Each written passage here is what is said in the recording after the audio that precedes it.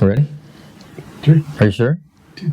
And a 1, and a 2, and a 3. Blue. Hey, y'all. Today, we are back with kind of a variation of a Strait Legends. Yes. Not really a legend. Not quite legend yet, but working on the legend. Most definitely. As you guys have probably noticed, Brian has been a lot larger portion of the channel. He has been making his own videos alongside of mine. In fact, probably been making more than I have been lately. So I think it's time that we formally introduce him and kind of show his backstory of what's going on, how he got into fishing, and how he was, we'll just say smart enough to end up on a YouTube channel. Is it smart enough? Or Smart or dumb, one of the two. one or the other, I don't know. Glutton for punishment. Yeah, something like that. So basically, how did you start this? How did you start this world? Take me back to your very, very beginning of fishing. Beginning of fishing. What was the first thing you can remember fishing wise? Probably all the way back would probably be, we used to do a family trip going to Koelling Lake. Yeah. For a long weekend, renting the boat, staying there, trout fishing. Renting an aluminum boat? Renting an aluminum boat. Yeah, doing that kind of stuff. Catching trout. Just trolling, casting? Both. Fishing off the shore. Roughly what age?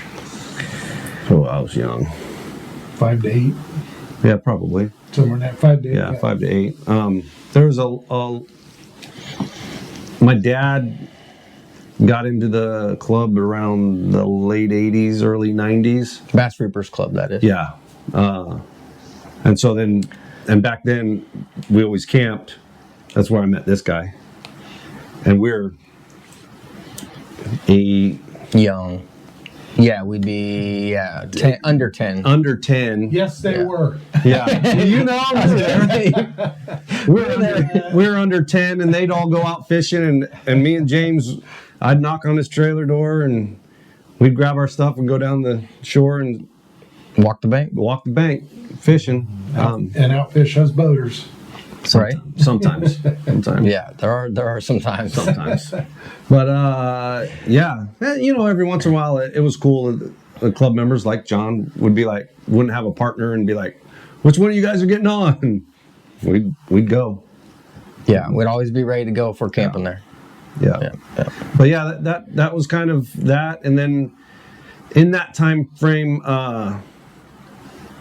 Cousin Ed had a place up at Shaw's, which is at Clear Lake, right off Cash Creek, and we'd go up there catfishing.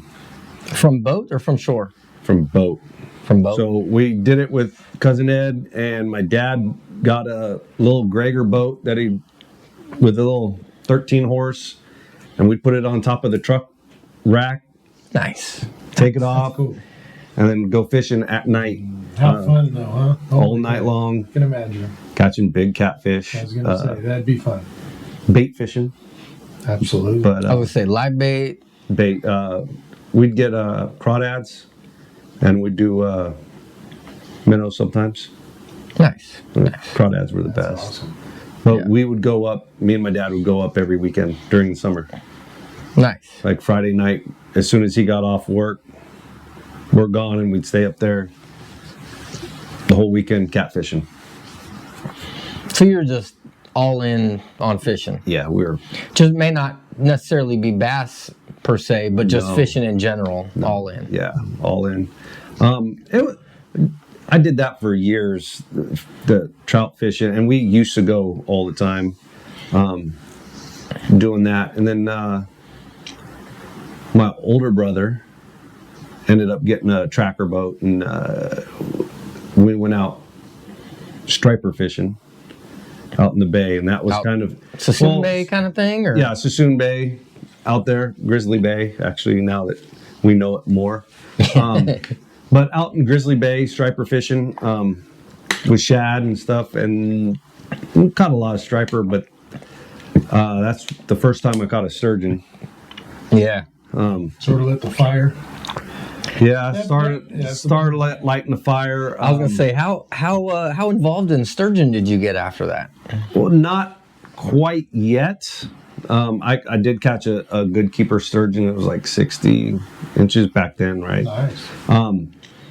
But things that I know now, like my brother hooked me up with a death trap to catch that sturgeon. That's what brothers are for. You know what I'm talking about? You get this rod. You know what I'm if you talking hook something, about. you'll have fun. And you know, I was so green to catching a sturgeon, I had no idea. I fought that thing all the way to the boat, and it was right at the boat, and I was like, okay, I'm done. This rod hurts. And he jumps on the boat, and that fish took off and took almost everything I gained off the reel. Spooled you back out again. Yeah, I might have gave him some dirty looks. Couple of choice words. Choice words. I was not very I'm happy sure at he the was time. laughing Oh, he away. Oh, I can just see it. Yeah, he was. That's funny.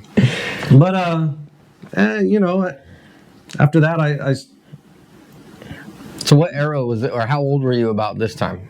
This like striper slash probably sturgeon. 16 to 18.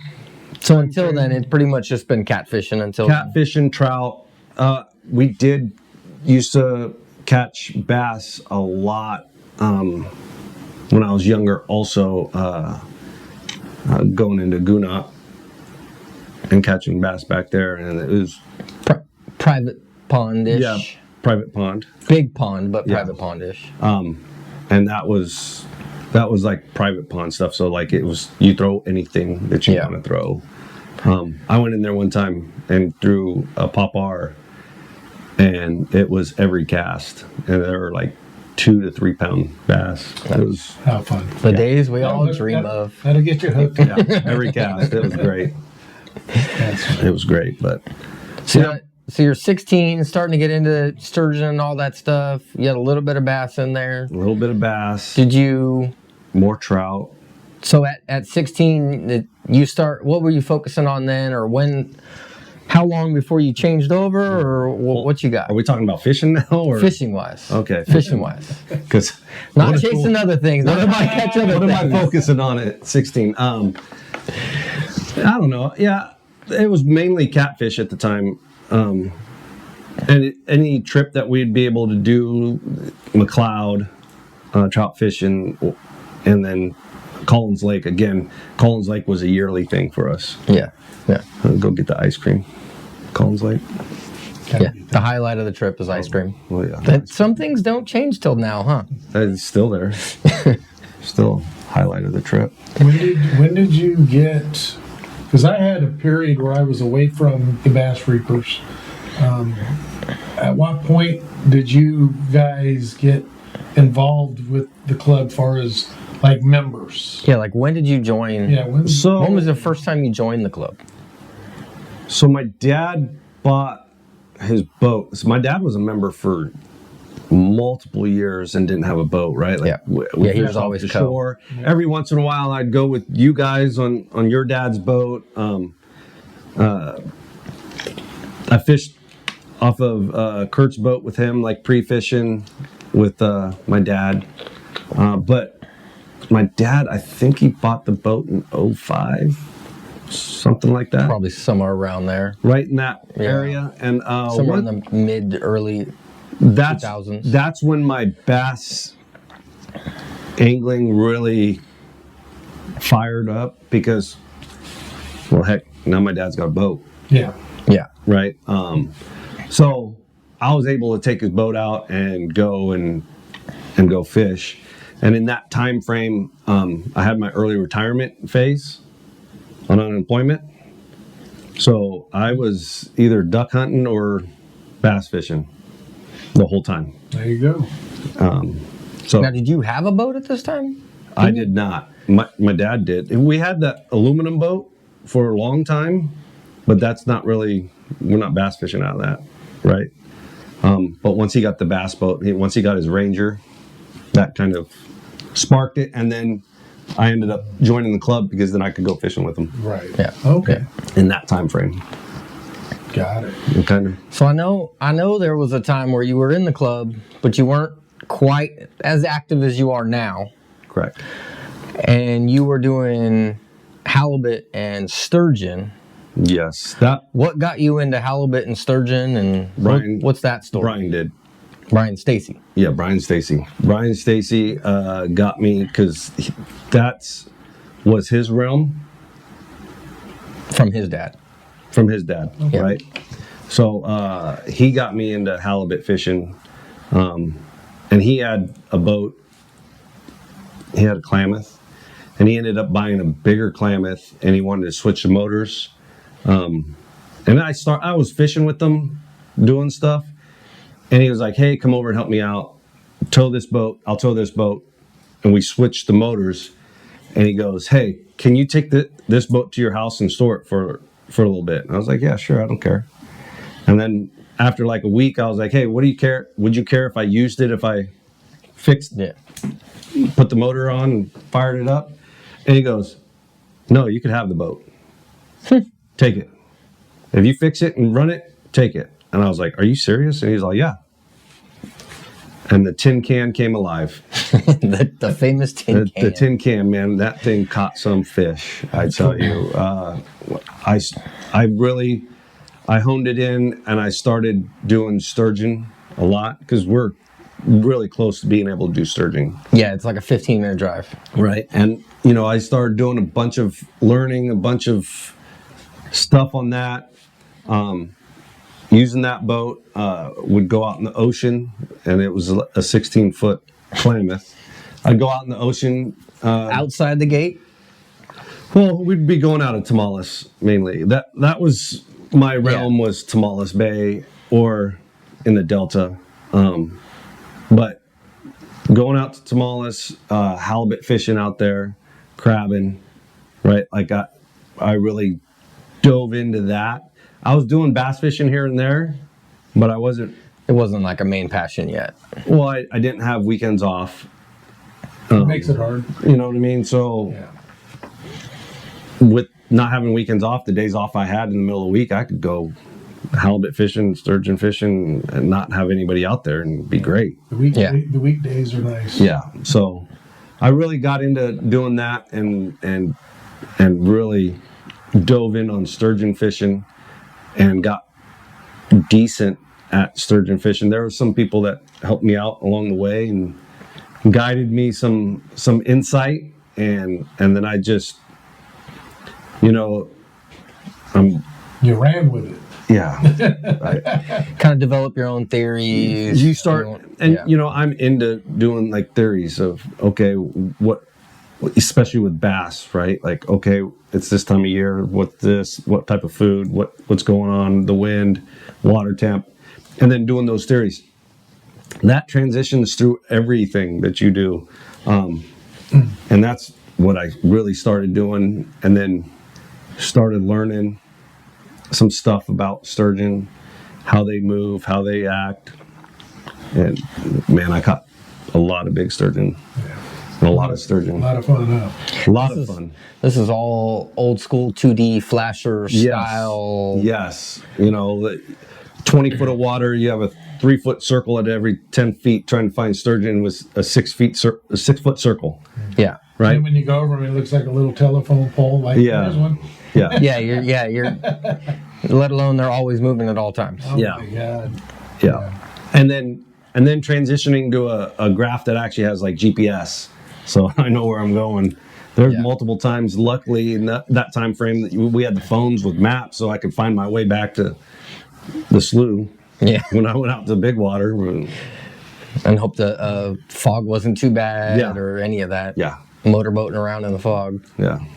You sort of learn on that, and then when you survive a scary one, you really learned. Right? Yes. It's like you upgrade your stuff, and you start upgrading. You get a little smarter.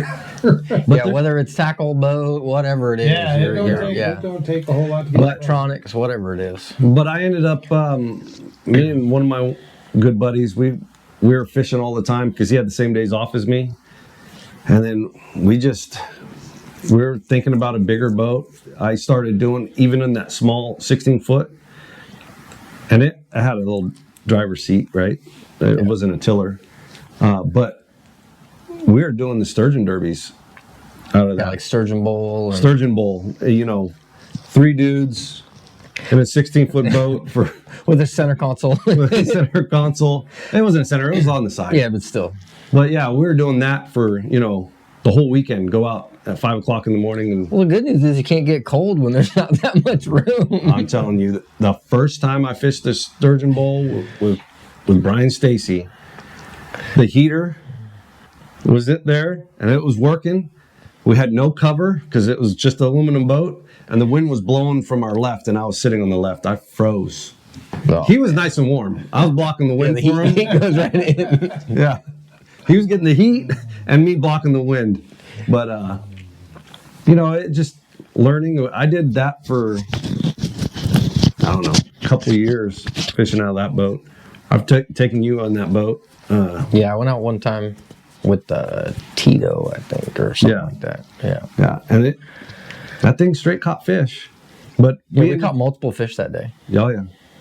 It I don't know what it is, how the boat is, but that thing landed some fish. Good boat. Yeah, it was a good boat. Yeah, it's one of those ones that was just like a blessed boat kind of thing. I sold it. Yeah. Sold that boat. Me and my buddy that I was talking about that had the same days off ended up going halves on a Luma weld, 19-foot Luma weld with a cover. With a front windshield and a Front cover. windshield that closed all the way across. Nice. A little better. A little better. A little better for that run, huh? Can hide from the wind a little bit. Yeah. Yeah, way better. Hide from rain, hide from all that. So I ended up selling the tin can and getting the Luma weld. And from there, it kind of grew my learning of sturgeon fishing.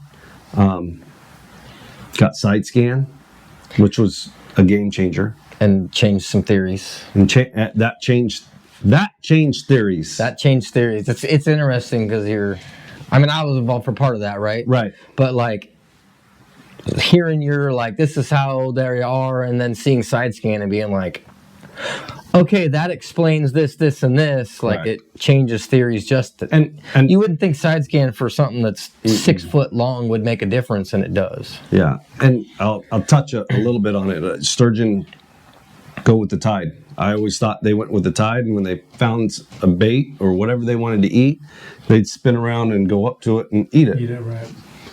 With side scan, that changed it. The fish go backwards with their tail. I've seen that. So they slide backwards like a vacuum. Yep, and if they find something, they just kick up on it. That's interesting. So that explains all the tail hooks. I've seen that. Yeah, I've seen that. How many times has somebody said, oh yeah, I felt a bite, I swung and I tail hooked? Well, that's what's happening is their tail's hitting the line, and you swing on it and put it into them. Oh, that makes sense. Wow, no kidding. Yeah. Because their head hasn't got to it yet. So they're not really fighting the current. They're just drifting. They're just vacuum. Which makes sense because they're more aerodynamic or water hydrodynamic that direction. So if the current's going over them, most of that water will slide over them without having any resistance or less resistance. Right. That's interesting. But that's something that we learned by upgrading the electronics, right? And then on top of that, without you not having a 6 foot circle of trying to find the fish, I'm looking out the whole slough. Right. You can run one slip up the middle and see most of everything, depending on where you're at. Yeah, you're covering the whole thing. And that helped me on one sturgeon bowl, and that was with you. One of the first times we won money on the sturgeon bowl, and that was because it was a weather event going on. We had rain. It was nasty weather. Super windy. So the pressure was higher. The fish weren't as deep. They're up shallower, right? Because if you think the deeper you go, there's more pressure. So if the pressure was higher, it's just pushing more pressure in there. Makes sense. They went higher. So I went shallower. We saw them up there, and we went shallower. There they were. We ended up catching fish. Nice. Yep. Just That's pretty cool. different things with electronics that changed. Well, because I've done not a lot, but quite a bit of sturgeon fishing too, and we were always taught fishing in the holes. Right. Casting, anchor up on the flat, cast into the hole, and it works. But when you really get into it like that and really study it, there's a lot more involved than we ever realized. Yeah, when you pick up side scan, you realize that there are other places you can intersect them, not besides the holes. Yeah. Yeah. But you got to do your research and put in the time. And when I'm saying I was doing research, I was noting down what the tides were. I was noting down moon phases, all that stuff. I was looking at tides for fishing of what the coefficient was. I was doing too much probably. But you could see a pattern. Yes. There was one moon phase that I never got a sturgeon bite. And it was consistently bad. Mm-hmm. Yes. Yeah. I believe it. And I have it logged down. I don't remember it off the top of my head, but it's logged down that's it. That's the one to stay home on. Yeah, I'm going to just stay home on that day. But doing that from what my brother, he sold his boat, but he still had all the gear. So once I started getting that sturgeon fishing, he gave me a lot of that gear, and he gave me the death traps.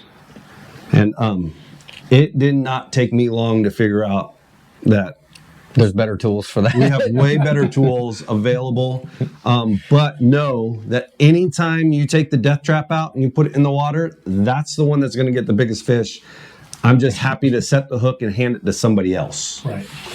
Somebody that's new. Yeah. You handle this one. No, this one's yours, buddy. Here you go. Yeah, here, handle this one, James. Who's got this one? As I'm running to the front of the boat. Not me. Yes. Not it. Yes, the death traps do catch fish. Yeah, that's funny. You know what I mean? But So in this time, were you also going to halibut too? oh, I was absolutely going to halibut. I was doing a halibut with the tin can in Tamales Bay.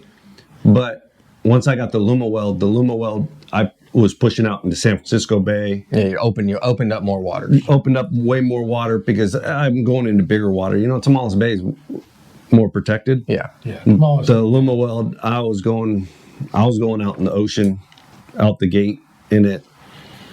So yeah. Yeah, 16 to 19 is it's a lot. Yeah. Don't sound like a lot, but it's a lot. Yeah. So what's the biggest sturgeon that you've ever caught? That I put a tape measure on, or that I just looked at on the side? Rough guess on weight. Rough guess on length or weight? Length and weight. Was it the one we hooked, or did you have one bigger than that one? That one we hooked probably was the biggest one. It was in the middle of the night. So I don't know exactly. That thing probably was 9 foot. I believe it. But one that I put tape from nose to fork of the tail in the Napa River was 86 inches. Nice. That's a nice fish. Yeah. I know we hooked one once, and all we could ever see was from the beehole back. Yeah, and that was murky enough, and we don't know. And that was, I put a tape on that, and that was 3 foot. 3 foot from the fork of the tail to what you call. Man, they fight good too. They're so strong. Yeah, that one kicked our ass. Yeah. Well, you're hooking a dinosaur, right? I think that was the first fish we caught that day. And it was like the beginning of the day, and between the two of us, it whooped our butt so bad that we hung around for like another 45 minutes to relax, and then went home early. Yeah. It was that. It spooled us a couple times. Yeah, but we've had a ton of fun doing that out there, sturgeon fishing, sturgeon bowls. That one year we went out there. Yeah, you've gotten paid 2 different years sturgeon bowl now. I've gotten paid 3 to 4 different times. Yeah. 2 with you. 2 with me, I know that. 1 year, sturgeon bowl, we caught 2 fish, and both fish were the winning fish for both days. It was $9,200. Split 4 ways. 4 ways. Yeah, but still a good pay. Yeah, that's amazing. It was great. Caught 2 fish. Yeah. Caught 2 fish the whole weekend, and they both paid. Yeah, that's amazing. It was ridiculous. Cool. That's pretty neat. Great times. Yeah. But yeah, I will say it did help on Sunday that the Niners were in the Super Bowl. Yes. Because there was less fish turned in. Yes. Likely day 2 would not have been first place. No. If the Niners weren't in the Super Bowl and the weather wasn't trash. Right. It worked out perfect. Perfect. Hey, we'll take it. Unfortunately, we're sitting there watching the game. The Niners are losing. But at the same time, we're like refreshing the screen. Yeah. Did we win? Did we win? Like, we're still at the top. There's Somebody's got to turn in a fish. the measuring's closed. They haven't updated it. What's going on? Yeah. Pretty cool. Yeah. May have lost it otherwise, but we won that part. Yeah. Yeah, it was a great time. That was probably my biggest ever boat win. Yeah, That's $9,200 for one tournament. For 2 days, yeah. It was a 2-day tournament, but still. That's pretty amazing. That was probably my best. Yeah. A little bit more than the Reaper tournaments. Yeah. Just a hair. Just a hair. Just a hair more. But, you know, And that's like an MLF. That's more than an MLF, local MLF at least. Yeah. But realistically, in that time frame, I was really diving back into the bass fishing also, and then taking theories of the bass fishing and putting them on the halibut and putting them on the sturgeon, which was elevating my game as well, because when you're starting to think of bass theories, you start cross mixing what you know, and like for instance, you know, pinch points, spots where a bass would be setting up to feed. I was looking at maps in San Francisco Bay, and that's where I'd go to catch my halibut. Yeah. Where's the water current going? Yeah, Where's which way is the current's going? They should be setting up here. If the bait's going to wash up from the deeper water into that, this is where they're going to eat. Yeah. Cool. So tide direction, tide amount or current amount, all that. But the bass fishing, I started getting back into it. I started fishing more. Again, I didn't have a boat. My days off changed to where I had Saturday, Sundays off. So then I was really starting to get back into the club. Be like 2015-ish? 2010? Yeah. 2015-ish? Somewhere in there? 2015-ish. I was doing it every once in a while. But about 2015, I started really getting back into it. Fishing tournaments, sometimes taking my dad's boat and fishing a tournament, even without him. But then I really started expanding fishing with other people in the club. You and your dad were kind of working with each other. Like, he'd fish with somebody as a co and you'd take the boat, or you'd fish as a co and he'd take the boat, or you'd fish with each other. Right. Yeah, and then I started doing that more and fishing more tournaments, coming to club meetings more, because I was working a swing shift, so I couldn't make club meetings. And then I did the unthinkable and became the president. Volunteered for becoming a president. Got voluntold. Got voluntold, and you know, I opened my mouth a couple times on some things, and the loudest mouth gets an officer position. yes, and so and it's hard to get out of that seat. I think it was. I did it myself. 2018. I think 2018 I became president. Yeah, because I think I stopped being president 15, 16-ish. Yeah, so it was. I think it was about 2018. I became the club president. Been there since. And I was the club. Yeah, I was the club president fishing as a non-boater. Yeah. Too, and you know, not doing too bad. I'll tell you, learning from the back of the boat is, and we've done back of the boats and co-anglers stuff, but doing it and you know, picking each other's brains on theories and what's going on, and then I started getting my own style, and then once I started getting my own style, and some of these club members that were older, and they're like, you know what, you run the front of the boat, I'm going to sit back here and catch fish. I kind of knew it was time. Yeah. Yeah. And I ended up buying a boat, I think 21? 22. 22? Something like that. I bought my boat in 21. Was it before or after I bought my Nitro? I thought it was before. You bought your... I think you bought it afterwards. I think it was like a year after. Yeah, it might have been 22. It had been late 21-ish. I think it was late 21-ish. But at that time, I was like, okay, I think that it's time for me to pull the trigger and start becoming the boater instead of the... Yeah, when you get on enough boats that your boater is saying take the front, or where do you want to go, and they're relying on you, or not relying on you, but throwing it to you. Right. More often, you start to realize, like, okay, I can do this. Yeah, like that's kind of the step I went through. Was one of a couple of the guys would fish with me and had tell me to take the front. Right. And I was like, well, I guess I should buy a boat at this point. Like, I'm doing it now. So, I took my time, looked around, found one, and I found a Ranger, same colors as my dad's boat, just happened to be that way. Just rearranged a little bit. A little rearrangement, but bigger boat. I got a 20-footer. I like that boat. It runs good even with me in it. Yeah. Rough water boat. It's a great boat. It's a good boat. Got it for a good price and Screaming price. Yeah, and then I redid it. Right, I did some carpet and some upholstery Seats stuff. and yeah. But man, now I'm hooked and. Now you haven't even got your sturgeon boat on the water in a couple of years. That's sort of funny how that works. Or at least a year or so. Yeah, I didn't. Sturgeon closed. Sturgeon closed. Yeah. And then it opened, but I just there was not good time, and I didn't even go halibut fishing this year because it never really started. Like, it was okay, they're catching them, but the next day they weren't, and I'm like, okay, well, hold on. Yeah. So it was pockets this year. Yeah, for sure. So you'd see multiple people talk about limiting out, and then 3 days later they're all like, "Well, we barely caught one." Yeah, I did take it, I think a year and a half ago to Koelling Lake. Yeah, did some trolling. I got a little kicker on it too. Nice. Do some trolling.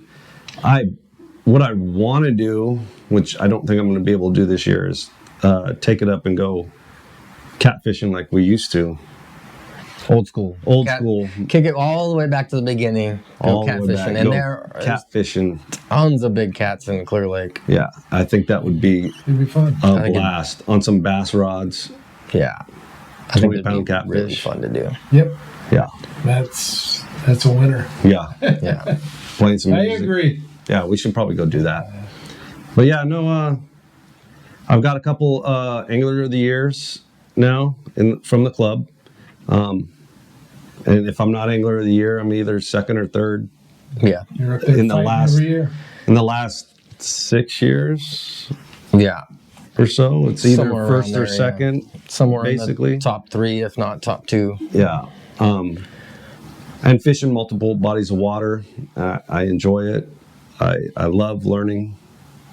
And again, still the president of the club. So what's your personal best largemouth? 813. 8 pounds, 13 ounces? Yep. Out of? Clear Lake. On? A-rig, of course. Couldn't have guessed that one. No way. An A-rig? An A-rig? No way. Love A-rigs. Personal best spotted bass. 4.3? Yeah, 4 mid-quarter, 4 1/4, 4 1/2. Yeah. On? Sorry, Steve. Oh, I'm sorry, Steve. At Berryessa. At Berryessa. I know exactly where it was too. Yeah. Nice one. It's on the video. Yeah, it's in a previous video. That's a recent catch. Not too long ago, a few years ago. Might have been last year. I remember. I think it was last year. It was last year. Yeah. I think it was actually, last year. both those fish were last year's fish. Yeah. I upgrade. Well, I had an 8.5, the 813 bump. What was the 8.5 at? Delta. Delta. Cinco. Cinco. Yep. What color? Orange. I thought he was going to say Were bubble you gum. throwing an A-rig with Cinco's? No. Yeah, I was going to say. That was. It doesn't matter what he throws. It's on an A-rig. Right. That was before my A-rig love. Okay. He's all, I'm throwing Robo Worm. Because James, on I'm just wondering. back then, when I started really getting back into the club and became president, James wasn't in the club. Oh. Yeah, that was during my break. After I was president and I stepped out of being president to focus on other life items that I needed to at the time. Yeah. And then he got me back in the club. Yeah, I was like, come fish with me. And he threw an A-rig on the Delta. And I'm like, what is that? Yeah, what are you doing? And then we started fishing a little bit more together. Yeah, We I am the one that got him on We the started A-rig. fishing a little bit more together, and we're at Berryessa, and he's throwing an A-rig, and I watched him actually catch a fish on it. And I'm like, Interesting. And then there was a It's streak. over. There was a streak where I threw A-rig 24/7. yes, and then it was over there. Turn up lights. It's A-rig time. But I think what really like pushed me really super hard into fishing and bass fishing was COVID. Yep. The C word. Yeah, the C word. I'm gonna get in trouble for that one. Probably. Maybe. Yeah, the 2020 lack of being able to do Anything other else. things. Yeah. And the waters being open. Yeah. Yeah, I had 80 days. You had more than me that year. Me and James fished every weekend, all Both the days. time, both days. There was weekends that we'd drive to Don Pedro, and the next day drive to Clear Lake. Wow. Yeah, because Clear Lake was fun fishing, and Don Pedro was pre-fishing. Yes. Oh, God. So, Okay. Nice. so we just, and that's when did we start filming? 20 right before I got my boat, I think. Well, the very first, It would have been early 21. the very first video that came out was us on my dad's boat throwing glide baits Yes. at Berryessa. And that's so many camera issues that day. Well, we're learning. When I say camera issues, I'm the one that decides to start the channel, and every time the camera failed is when I caught a fish. So the first couple of videos, I have zero fish catches. I still put them out. I swear I caught one.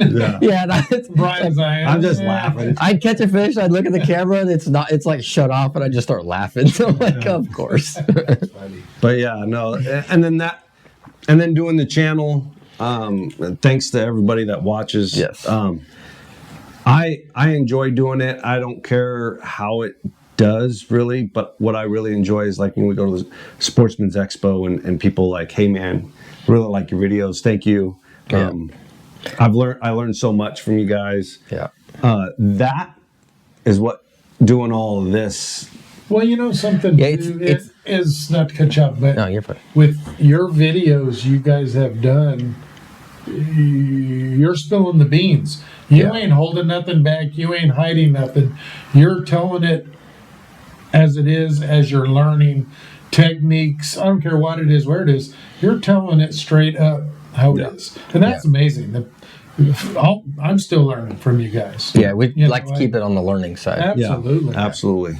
But just doing that, it's fun. My youngest daughter, who's been on the channel multiple times and wants to be YouTube famous, she thinks we're famous for having a YouTube channel.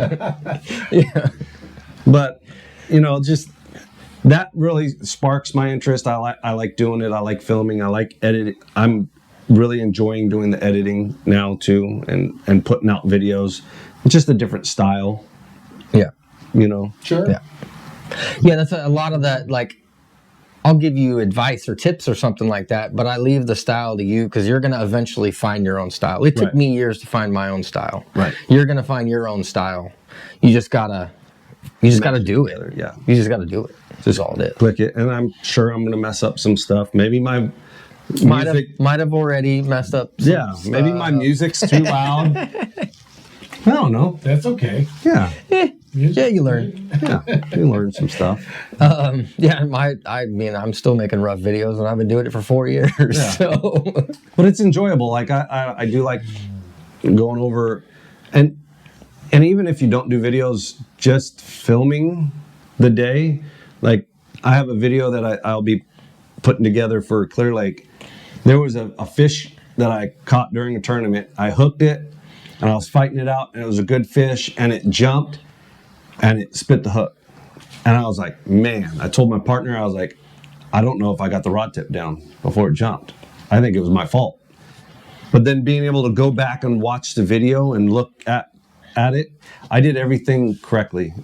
It was coming up, I put the rod tip down, it still jumped, it still spit it. That's a good point. It wasn't my fault, right? Like, yeah. You didn't make the mistake. I didn't make a mistake. It just wasn't a good. It's just meant to be. That's interesting because remember the Delta tournament with you and Steve, and the rod. You could tell by the video that the rod cost you a fish because it's not the right rod. correct, Right? And I remember that big time. maxed out the rod, and that Yeah. and being able to look back and slow it down and stop it and see the rod just point straight down at the bait. And it's bent all the way into the butt, down in past the And reel. I was like, I have to buy a new rod. I that one just stuck in my head. Like I remember that. There's a lot of things, whether you make videos or not. And if it's not on video, you may think maybe, but you got your proof, right? You watch your video going, Right. wow, look at that. Well, that explains that. Right. Right? That's pretty cool. So that dove me into getting a rod for flipping, for pitching, for those smaller, like a jig rig, right? Right. And I'm telling you, you know, me and James have different styles. Sure. Yeah. We'll, Rod style, fishing styles, rod styles. yes, and we'll switch rods and stuff, and I'm like, I don't like his jerkbait rod, but I love my jerkbait rod, right? Like, I don't love his frog rod, but I like my frog rod. Yeah. Everybody has their own. So style, right? There's a couple that are crossovers, but for the most part, there's our own styles too. Right. Yeah. But doing that, I could use his rods and check some stuff, right? There was one of the times I caught it was a 4.5, almost 5 at Berryessa. I was using his rod, throwing a jig rig. Oh, that was like a 5. Yeah, I think it was a 5. It was in the 5s, somewhere around there. But I was throwing a jig rig on his rod to see, okay, it's this number, is this right for a jig rig? And I was because this is just after you had maxed out that rod. I'm like, you need to throw a rod that's stiffer. This one's stiffer, but it's not going to be as sensitive. correct. But then, literally that day we go out, he sticks a 5 on a jig rig, and I'm like, all right, how'd you like it? Yeah, not that one. It's like, not that one, but that one. it's in the right direction. Yes, it's very close. And I ended up getting a rod that was Yeah. perfect for What it. you like? Oh, perfect. Yeah. Cool. Which ended up with me getting a rod that I think is exact. Right. Same numbers. Same numbers, different level, but Different level, but same numbers. yeah. And that helped us catch 31, our first Dirty 30 bag. Yeah. Was Didn't that? One of you guys break a rod on that weekend? Yes. It was. That's how I ended up using my frog rod to throw a jig rig. Once again, I remember something like that. Yeah. Yeah, which And is part of how we figured out what rod we needed in the end. Because your big Dirty 30 beat me and Big Mark Yep. bad. Well- you put a whipping. Well, and when we were doing it, and he was using his frog rod because he broke his jig My rod. regular jig rod. Yeah. And I'm glad I did in the end. We had a good bag, and I was like, here, give me your rod. Check this one out, because I just bought it. And we were fishing with it, and he was like, oh, yeah, I think this is it. Yeah. Yeah, this is the level. Because my frog rod was just a hair too heavy. Because like when a 2-pounder came up and jumped, it would just spit the hook immediately. Yeah. So ended up dialing in. Yeah. Ain't that funny how that worked? But because you broke the rod, you sort of found something better. Yeah, I was like, I know we're on this bite and I have to do something, right? yeah, and Funny. because of YouTube, knowing that that's the way we needed to go, Right. right? Yeah. Yeah. You can't just use any rod for anything. Nope. Yeah. That's true. But yeah, that's basically So the Dirty 30 bag, is that your biggest 5 bag? I 3172, I think it was. 73, buddy. If you don't know. Yeah, somewhere in there. I'm surprised I got that far. Yeah, I think that was the biggest one, and we did a 30 bag on. Yeah, then we had a 3130 something or something like that on Berryessa. Yeah, Recently. yeah, And then you had a 30 with Brooke. yep, At Yep. Clear Lake too. Yeah. Yeah, it's been a really good year in the last year. yeah, yeah. Doing different stuff, doing the same stuff. Yeah. Yeah. Yeah, the lakes are fishing well. I think we talked about with all the rain, the lakes up. The lakes are been Yeah. very healthy. New lake effect, Yeah, for sure. fingers crossed for this winter, right? Just keep them Yeah, fresh. Yeah. but yeah, that's basically my fishing. Like if somebody was like, "Let's go sturgeon fishing," I'm going sturgeon fishing, right? Like I'm down for it. If it wiggles. Another thing that I did for a while, that with the sturgeon, was going salmon fishing. Oh, in the river. Right. We never even got into the salmon part. Yeah, the river salmon fishing at Nimbus Dam, which is part of sturgeon-ish. Yes, part of the reason. The whole reason I went there to catch the salmon was for the bait for the roe for sturgeon fishing. Yeah, and man, I would drive up to Nimbus Dam daily and go fishing on the wall. And that was battle fishing. We were closer than what we are with 10-foot rods and 10-plus foot leaders. And that was off the casting and off the bank. Yes. Yeah, off the bank. No kidding. Playing shuffles when somebody hooks. Yes. Somebody goes under, somebody goes over. Yeah. I've not done any of that stuff. Weaving lines. I would be, and I couldn't do it. I burned up so many reels doing that before I really learned about lures. Yeah, still kind of. They still beat on them a little bit, even if it's loose, even if it's Super Duties. They beat on them a little bit, but I had some to other ones. I had some reels just flat get smoked. I'll tell you. One that to this day still screams that it got tortured in the past. Yes, it does scream. I have to dip it in the water every once in a while. Wait till the bubbles stop coming out. It won't scream as long. Quiet it down. Yeah, quiet it down a little bit. Quiet down. Yeah. That's funny. There was one time that I was sturgeon fishing, funny one. I hooked a fish, and it was on a death trap, and the fish started running, and I was cranking it was before I had a lever drag, and I was cranking the star, and the star stopped cranking, like it wouldn't go any further, and the fish never slowed down. So I started putting my thumb on it, and it started getting hot. So I put this thumb on it, and it started getting hot. So I licked my thumb and started putting it on it. Well, finally I slowed it down, and it turned around, blistered both thumbs. Oh, man. Yeah, that burned it right off. So upgrade your equipment when you're doing some of this stuff. Yeah. So what's, what's your biggest smallmouth?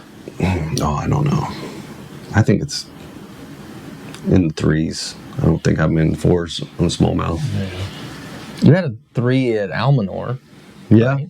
I had a 3.7, and I think it was 3.7, something like that. Almanor. Otherwise, it would probably be, Berryessa? Yeah. Yeah. Somewhere in the 3s. Berry. Which is Clear Lake. Yeah. There's a few. Hey, my PB smallmouth on Clear Lake is 2.5. They're there. Yeah. I know where they're at. I've caught one. What's your yours? What's your PB carp? My PB carp, I don't remember what it was. 20 something. What was it? 23 or something like that. I've caught a lot of 20-pound carp. Yeah. At Clear Lake catfishing. I catch them on bass lures at Clear Lake. He caught that 20-pounder on an LV and the choked Delta. It like T-bone choked it. That's crazy, yeah. On an LV. I've caught them on a sinking Rapala on Henderson Point. And then I caught about a 15-pound carp on a skip, and it gets it under a dock. Hey, you're not thinking that ain't a big bass. Right. Man, it was a tournament too. Maybe kind of disappointing. Right. Disappointing. Right. I'm like, this ain't just peeling me out doing. I'm like, it's got to be. I'm taking catfish. No. Oh, yeah. There's a carp and it ate it. Oh yeah. Man, Clear Lake's crazy. So, what's your favorite lake? If you were to pick any lake to fish, what's your favorite one? That's tough right now. Clear Lake. Clear Lake. Yeah. What's a dream lake? Dream? Yep. What's the bucket list dream lake? The one that you definitely want to check off. You know, it's so hard to say that when we're in such a prime area to fish. Still doesn't mean you can't want something else. I want to go down to Texas and like Falcon or something. Lake Fork, OHIV. Yeah, or down in Mexico. Like You've seen some of those videos of them going down to Mexico and fishing. That That looks like fun. Yeah, where they're catching 5s and 6s and being like trying to shake them off. Trying to shake them off. Yeah, Be there at the prime time. that Yeah. would be Yeah. amazing. A little sketchy to get down there, but Yeah. But I would say like Florida, but man, I'm scared of gators. yeah. Them things real. They get in your boat easily. Yeah, I think to be down there, you got to have a pew pew with you just in case. Yeah, I'm not too fond of them. I guarantee you that the fish are going to have a safe release. You just stick your hand down there in the water and let them go slow. Nah. No. But yeah, Okeechobee would be a cool lake to fish. Yeah. In what, like February-ish? Yeah, January, February, somewhere around there. Yeah, that'd be fun. I mean, that's such an iconic lake for bass fishermen. That would be, just to go there and spend a few days would be pretty cool. Yeah. Yeah. But I would have to get a guide.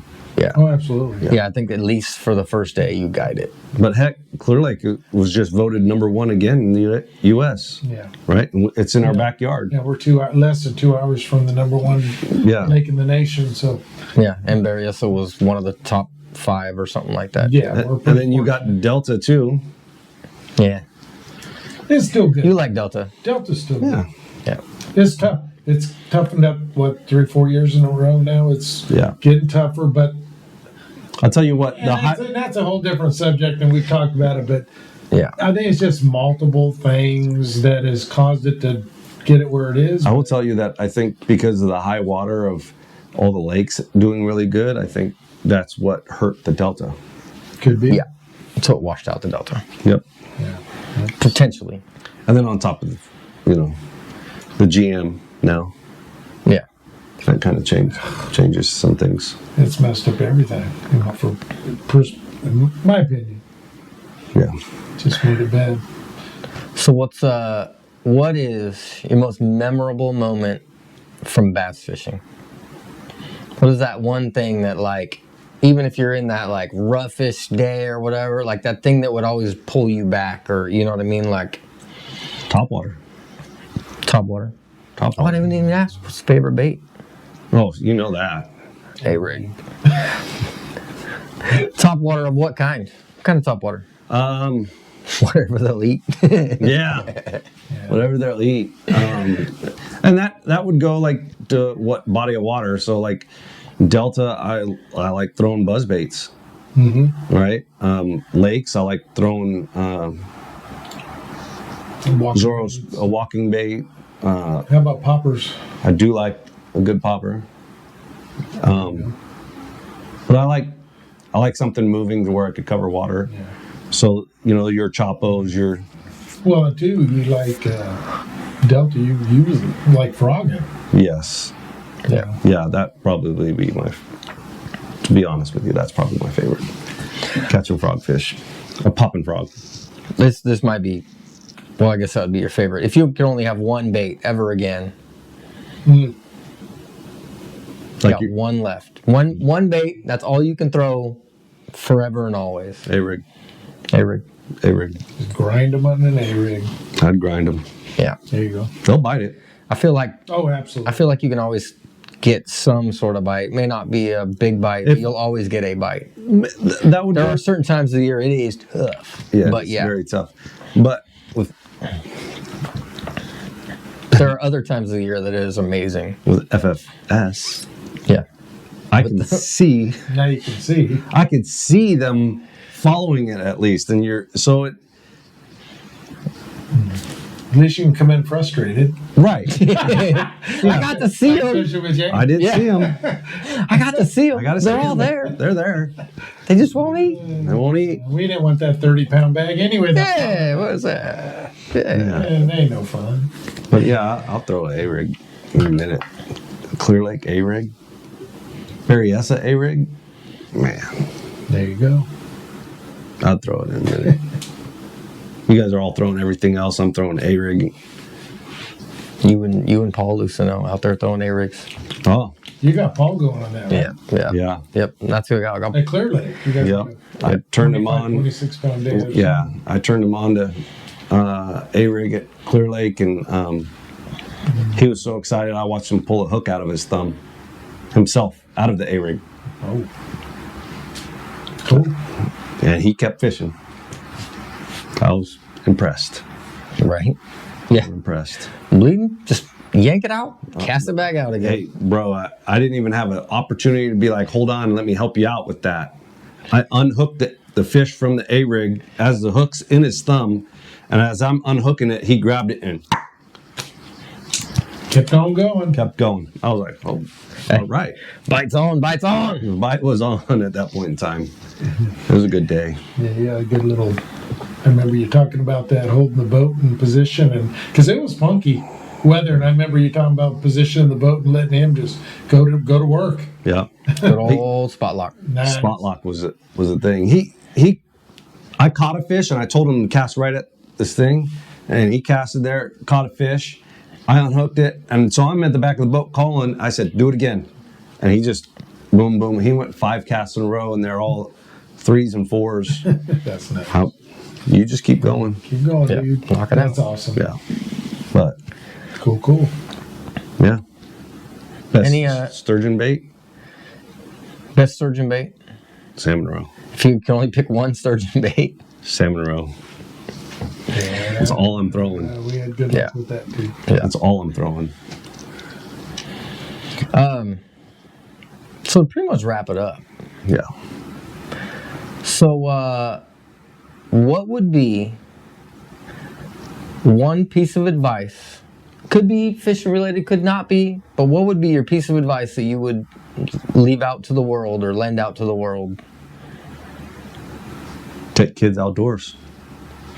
Good one. Excellent. Right? Yep. Well, you guys seen the videos. I take my kids out, and when you see, I have a shortcoming.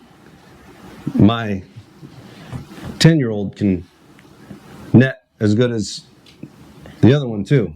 Yeah. So Yeah. Yep. Get them outdoors get them enough. and outdoors. They'll take on a whole new piece themselves. Yep. Enough that you're just like him watching video, being like, "Dang, look at that!" Like, like Yep. watching your kid do stuff when you're watching is Yeah. And getting that on video is huge. Yeah. yeah. You know, when you're chilling and retired, you can, hey, let's bring up those videos, kids, of us fishing. That's Yeah. amazing. Yeah. Yeah. That is awesome. Yep. But yeah, that would be my advice. Take kids outdoors, whatever it is. Hiking, hunting, fishing, golf, Even to a park. to a park. Take them out. Yeah. Take them out. That'd be my advice. It's great advice. Yeah. Great advice. Excellent. Well, I think that's pretty much it. Yeah. If you guys have any questions for Brian that he didn't answer, like secret honey holes or any of that stuff, I have some. you can always hit him up in the comments down below. I could tell you guys some And he stuff will- about. And the best part, seriously, they'll tell you. Yeah, I got some. Ask. And I they got will- some stuff. There's only a handful of things that were not learned by us. Yeah. That we have to be respectful of where we Sure, got it from. absolutely. Yeah. But for the most part, if we have stumbled on it or if we Yeah. have found it, Yeah. we don't care. Yeah. No. We will. Absolutely. Here you go. This is what we're doing. Yeah, like I have no problems about it. some theories that I have for sturgeon on where to set up for them and why Yeah. Yeah. Where it they're works. at. Yeah. it works. Yeah. I'm telling you. I don't know why. Figured I think it I out. know why. You think you know. Yeah. I You think got. I know. That's what theories are about. Yeah, right. Getting think paid you know over why. $9,000. I think you figured out something. Yeah, Yeah. Yeah. On a really cruddy weekend. yeah. Where the boat was swaying back and forth like damn near the whole channel side to side. Yeah. It was nasty. And you're looking for this micro we- bite. With a rear drop anchor, and it's Still Yeah. blowing you everywhere. We had a drift sock, a rear drop anchor, Damn. front anchor, and we just locked the rods into the rod holders because it was just You're everywhere. You you couldn't couldn't keep tell. them. You didn't know you had fish. The only reason we knew we had a fish it was a suicide. It the rod's just Just took it down. Okay. yeah. took it down and hung itself. Yeah. Yeah. Thank you, fish. Yeah, Yeah, And literally. it paid us. Yeah, Literally. You got paid for them to hook themselves. And the funny part is, like, day one, we knew we already had day one. Yeah. And then day two, we boat the second fish, and Brian looks up and he goes, because the ride to go turn the fish in was rough. That water was nasty. Yeah. He's like, guys, I think we're going back. We're like, no, it can't be. He's like, no, guys, I think we're going back. This is close. And I was like, no, it can't be. And he's like, no, I'm pretty sure. Dang it, we're going back. We had the first one, Right. And when he was fighting the next fish. I pulled the first one in and put it in the bottom of the boat to where it wouldn't get tangled in this one. Mm-hmm. And when I grabbed the next fish and brought it in the boat and it hit the ground next to the other one, I was like, Ruh-roh. Uh-oh. we're making another boat trip. Let's have breakfast first. Yeah, let's cook up some breakfast. Let's wait cook for the some sun to breakfast. get up, and then we'll head over there. Yeah, let's not go across here in the dark again. Sometimes. Yeah. But yeah, if you got any questions for Brian, you can ask him down below. If you have any questions in general, you can ask him down below. Otherwise, you can hit me up on Instagram. And until next time, I hope you get them. All right, we're live. Show the 0.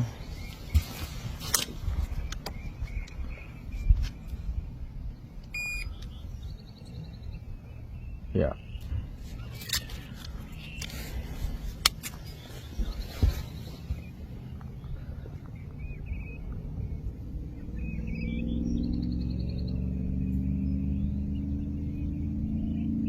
It's not 100% locked because of the waves.